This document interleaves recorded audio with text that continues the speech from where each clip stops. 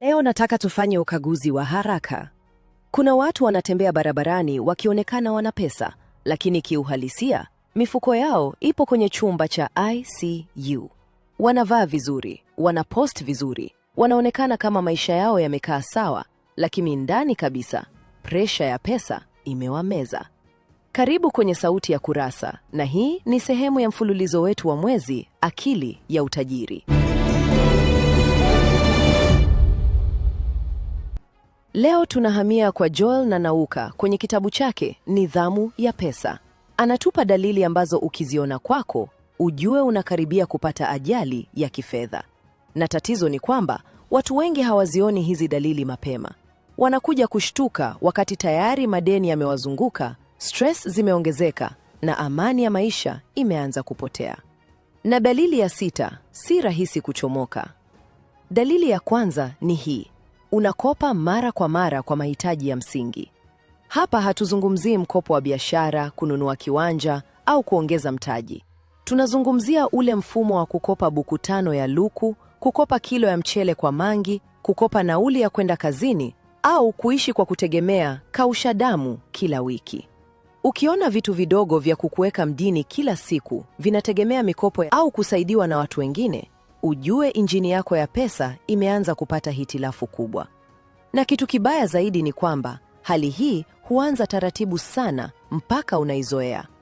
Mwanzoni unaona ni kawaida tu, unaamini ni kipindi kigumu kitapita, lakini baada ya muda unajikuta huwezi kuendesha maisha bila kukopa. Na hapa ndipo hatari inaanza, kwa sababu unaanza kutumia pesa ya kesho wakati hata kesho yenyewe huina uhakika. Mshahara haujaingia, lakini tayari una madeni yanayosubiri. Ukipata pesa kidogo tu, haikai mkononi kwako hata dakika, ina wenyewe tayari. Wakati mwingine unafika mahali unaogopa hata simu kupigwa asubuhi mapema, kwa sababu unajua kuna mtu anahitaji pesa yake. Dalili ya pili ni hii: hujui pesa zako zinaenda wapi. Hii ndiyo hali inayowapata watu wengi sana. Unafanya kazi, biashara inaingiza pesa, au mshahara unaingia vizuri, lakini baada ya siku chache hujui kilichotokea. Unabaki kusema, pesa imeishaje haraka hivi? Na ukweli ni kwamba pesa zako hazipotei kwa tukio moja kubwa. Zinapotea kwenye vitu vidogo vidogo vya kila siku ambavyo huvioni kama tatizo. Unaweza kuanza siku kwa matumizi madogo kabisa: nauli, chai, lunch, app subscription, voucher, outing, delivery, matumizi ya hapa na pale. Kila kitu kinaonekana kidogo, lakini mwisho wa mwezi ukikusanya, unagundua pesa nyingi zimekwenda kwenye vitu ambavyo hata havikubadilishia maisha yako. Na hapa ndipo Joel Nanauka anasema watu wengi hawana macho ya kifedha. Pesa zinapita mikononi mwao kama maji kwenye gunia lililotoboka. Unashika mamilioni, lakini huna kumbukumbu ya maana ya nini kilifanyika. Na ukweli mchungu ni huu: watu wengi wanaongeza kipato, lakini hawaongezi nidhamu. Ndiyo maana mshahara unapoongezeka, stress nazo zinaongezeka. Badala ya kujenga utulivu wa kifedha, wanaongeza matumizi. Wanaanza kuishi maisha makubwa zaidi kwa sababu wanataka kuonekana wamefanikiwa. Lakini ndani kabisa, mifuko yao bado iko ICU. Dalili ya 3 ni hii: unakopa ili kulipa madeni. Hapa ndipo hali inaanza kuwa mbaya zaidi. Unamkopa Juma ili umlipe Hamisi. Ukimaliza hapo, unaanza kutafuta mwingine wa kukukopesha ili uzibe shimo lingine.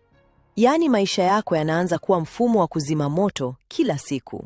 Na ukifika hatua ya kutumia deni jipya kuzima deni la zamani, ujue tayari umepoteza ramani ya fedha zako.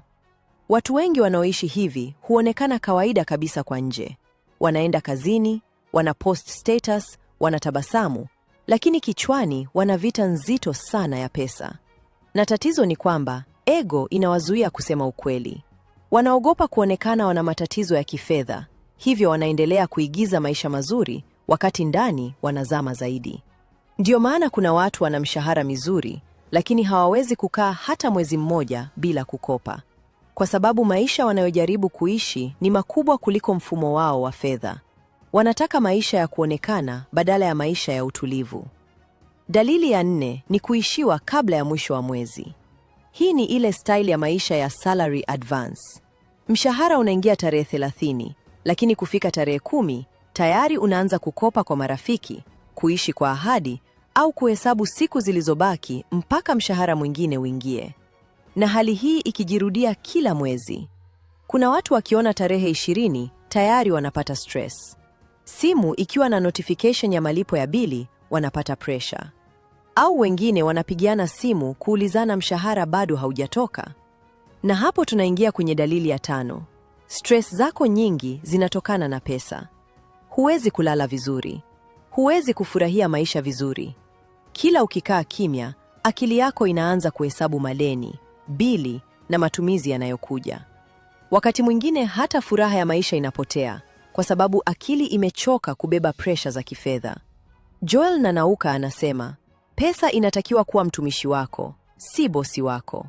Lakini watu wengi leo pesa imekuwa bosi wao. Inaamua mood zao, usingizi wao, mahusiano yao, hata afya yao.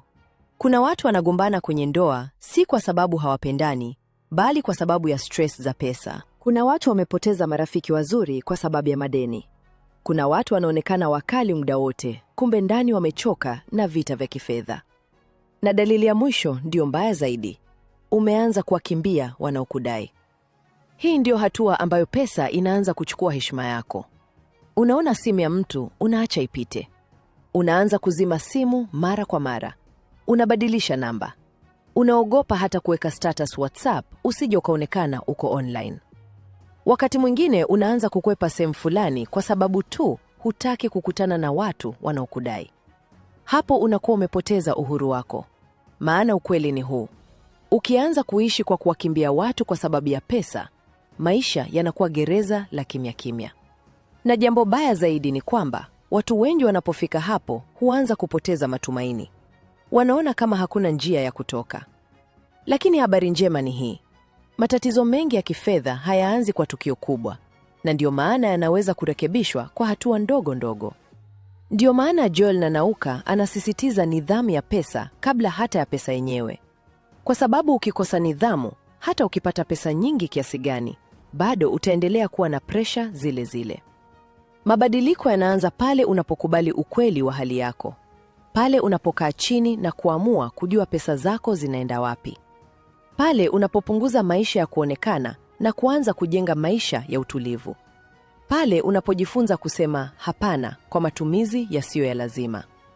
Na pale unapokubali kuwa huwezi kuponya mfumo wako wa fedha kwa muujiza wa siku moja. Lazima ujenge tabia mpya. Na ukweli ni huu. Watu wengi hawahitaji pesa nyingi kwanza. Wanahitaji mfumo mzuri wa kusimamia pesa walizonazo. Kwa sababu mtu mwenye nidhamu anaweza kujijenga hata akiwa na kidogo. Lakini mtu asiye na nidhamu, hata apewe mamilioni, bado maisha yake yatabaki ICU. Kwa hiyo leo nataka uwe mkweli kwa nafsi yako. Kati ya hizi dalili 6, ni ipi imekuwa karibu zaidi na maisha yako hivi karibuni? Ni ipi imekuwa ikikunyima usingizi? Andika namba hiyo kwenye maoni.